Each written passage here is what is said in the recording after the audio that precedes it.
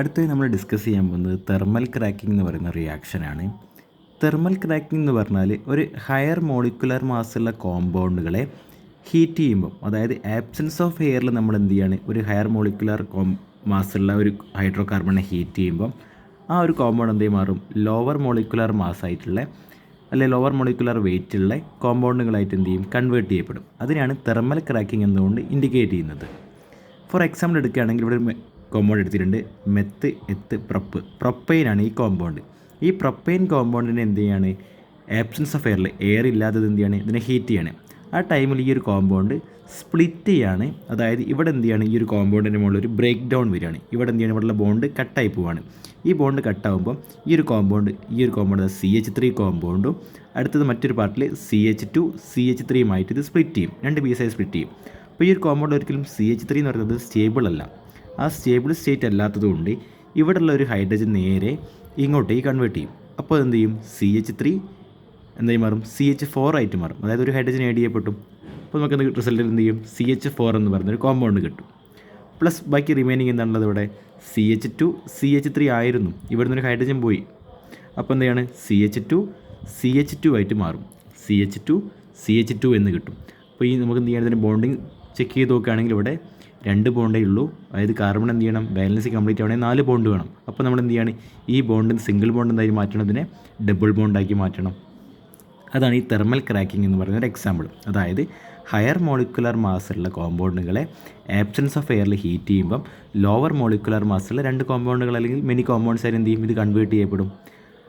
ഈ ഒരു break down നമ്മൾ ഡിപ്പെൻഡ് ചെയ്യപ്പെടുന്നത് ടെമ്പറേച്ചർ അല്ലെങ്കിൽ താപനില, പ്രഷർ മർദ്ദം, നേച്ചർ ഓഫ് ഹൈഡ്രോ കാർബണിൻ്റെ സ്വഭാവം, ഇതിനൊക്കെ ഡിപ്പെൻഡ് ചെയ്തുകൊണ്ടാണ് എന്ത് ചെയ്യുന്നത്, ഈ ഒരു ഹൈഡ്രോ കാർബണിൽ എവിടെയാണ് ഈ ബ്രേക്ക് ഡൗൺ ഉണ്ടാവുക, എവിടെയാണ് ബ്രേക്ക് ഡൗൺ ഉണ്ടാവുക എന്നുള്ള ഡിപ്പെൻഡ് ചെയ്യുന്നത്.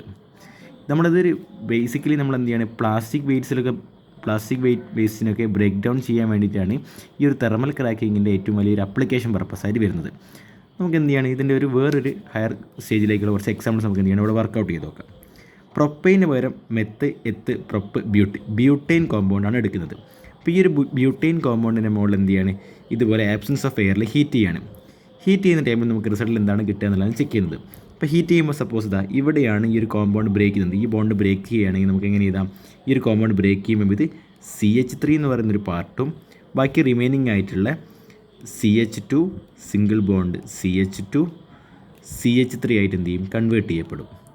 അങ്ങനെ കൺവേർട്ട് ചെയ്യുന്ന സ്റ്റേറ്റിൽ CH3 ഒരിക്കലും സ്റ്റേബിൾ അല്ല. നമുക്കറിയാം കാർബണിന് ചുറ്റും 4 ബോണ്ട് വേണം.